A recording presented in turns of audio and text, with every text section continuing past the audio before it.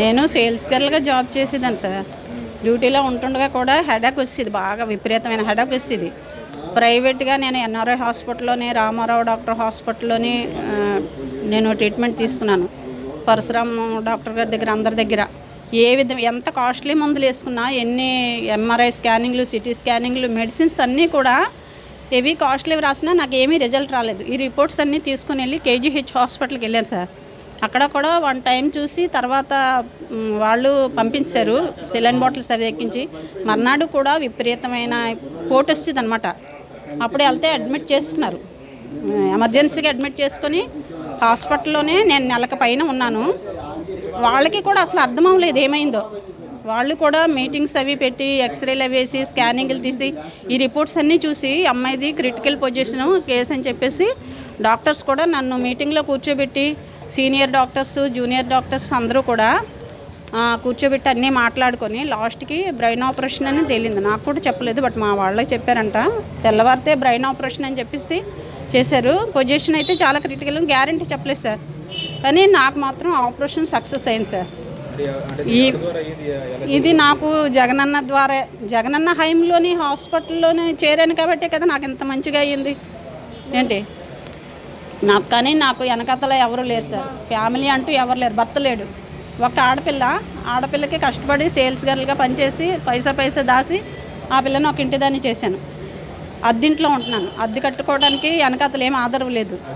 ఇంటికి వైద్యం బాగానే ఉంది సార్, చాలా బాగుంది. చాలా బాగా డాక్టర్స్ వాళ్ళు కూడా చాలా బాగా చూశారు నన్ను. నన్నే కాదు, నాతోటి వచ్చిన పేషెంట్స్ని అందరినీ కూడా చాలా బాగా చూశారు.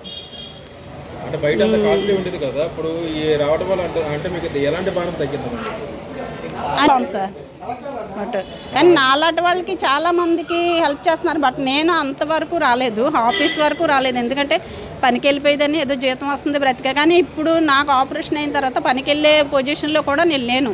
అది ఏమీ లేదు. ప్రాబ్లం గట్టెక్కిందంటే జగనన్న వల్లనే. జగనన్నకి నిజంగా నేను రుణపడి ఉంటాను జన్మలకి కూడా. ఇప్పుడు నాకు ప్రాణభిక్ష పెట్టినట్లే కదా జగనన్న.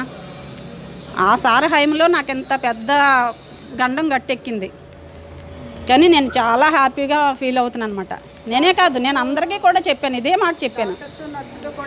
అందరూ కూడా కేర్ చేసి బాగా చూసుకున్నారు జగనన్న హైంలోని. చాలా బాగుంది, చాలా కేర్ తీసుకుంటున్నారు. నేను బయట ప్రైవేట్గా చేయించుకున్నా సరే, మళ్ళీ కేజీహెచ్ హాస్పిటల్లో నాకు మళ్ళీ వాళ్ళు ఎక్స్రేలు, స్కానింగ్లో, మెడిసిన్ వాళ్ళ ద్వారా అన్నీ కూడా మళ్ళీ వాళ్ళు కూడా చేసి దాని ప్రకారమే నాకు ఆపరేషన్ అయింది. జగన్ పరిపాలన అయితే చాలా వెరీ గుడ్ సార్. అదే చెప్తున్నాను కదా, నాకు ఒక దారి చూపిస్తే నిజంగా మీ రుణం, జగనన్న రుణం అసలే నేను తీర్చుకోలేను ఈ జన్మకి. నేను ఎప్పుడూ కూడా జగనన్నకే సార్, మా ఫ్యామిలీ అంతా కూడా.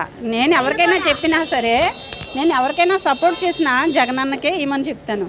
ఏంటి నాకు ఎందుకంటే ఒక్క విషయం, చంద్రబాబు నాయుడు హైంలోని నేను ఇచ్చేసాను. ఇక్కడికి వచ్చి ఇన్ని సంవత్సరాలు తిరిగి నాకు జబ్బు వచ్చింది కానీ ఇల్లు వచ్చిందా చెప్పండి. Please subscribe .news.